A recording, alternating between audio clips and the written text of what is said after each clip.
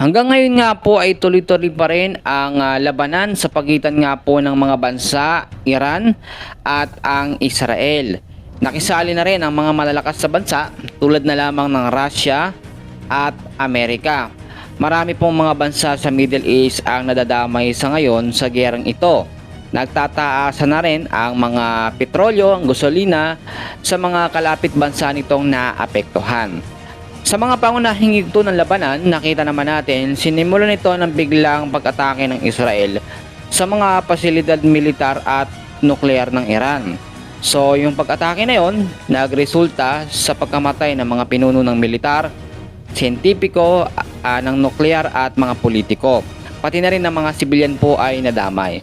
Sa pag-atake na yon ng Israel, sumagot ang Iran gamit ang mahigit 550 ballistic missiles at mahigit 1,000 suicide drone na tumama po sa mga lugar ng populasyon ng sibilyan.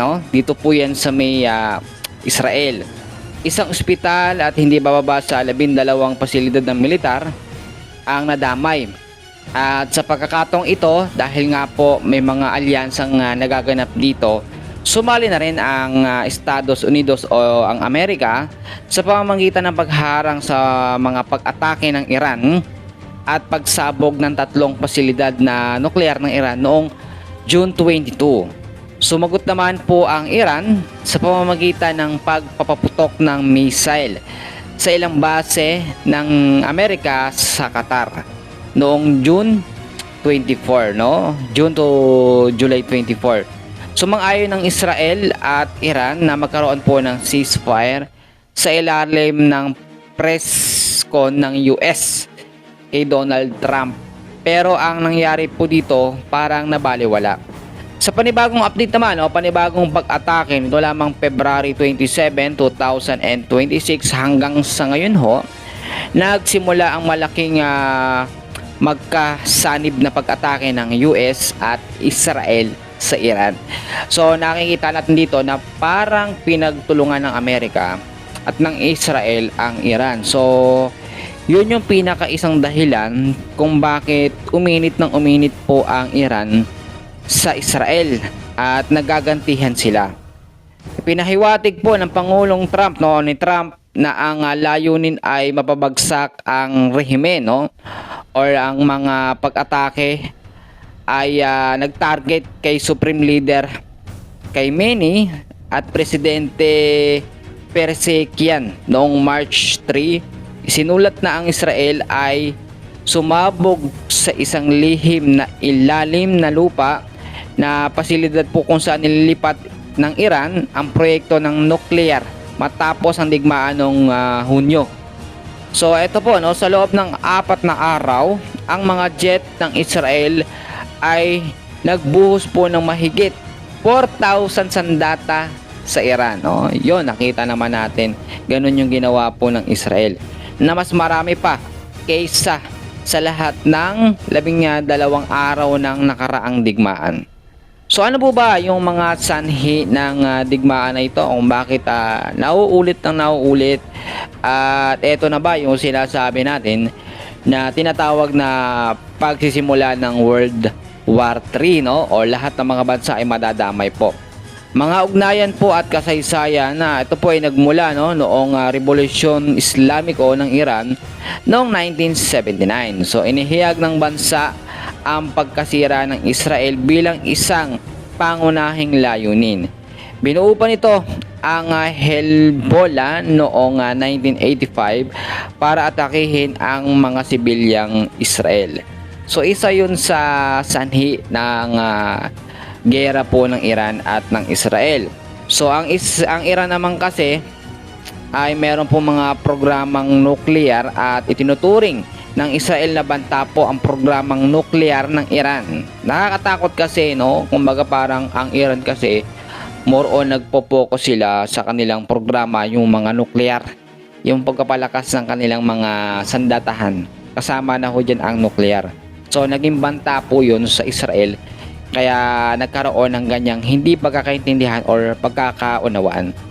So ang nangyari po yan, sa takot na maaari itong bumuo ng sandatang nuklear, na makakapinsala sa kanilang bansa. Kaya ganun ang nangyari, nagkaroon ng alitan ang Israel at ang Iran.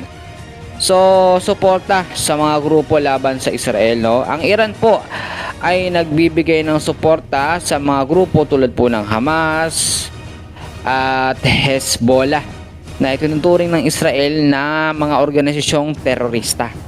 Alam nyo, ang Iran kasi, meron kasi ang mga pinapaboran ng mga terorista at sinasabi na nga natin Hamas at yung Hezbollah na talaga nananakop po, no? At eto,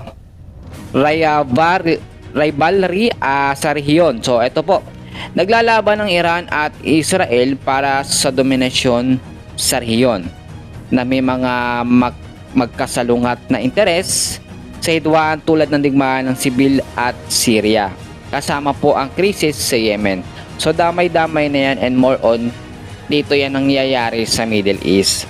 So ano naman ang mga nagiging epekto nito sa kalapit na bansa, no? Ito po, ang mga pagkawala ng buhay at pagkasugat. Maraming namatay ngayon. Maraming mga nasugatan at syempre ang number one dito yung mga ospital kung saan sila dadalhin o kung saan sila gagamutin. Sa Israel ho, no, ang ilang naitala, merong nadagdag na 32 civilian at isang sundalong wala sa tungkulin ang namatay. At meron pong 3,238 ang nasugatan.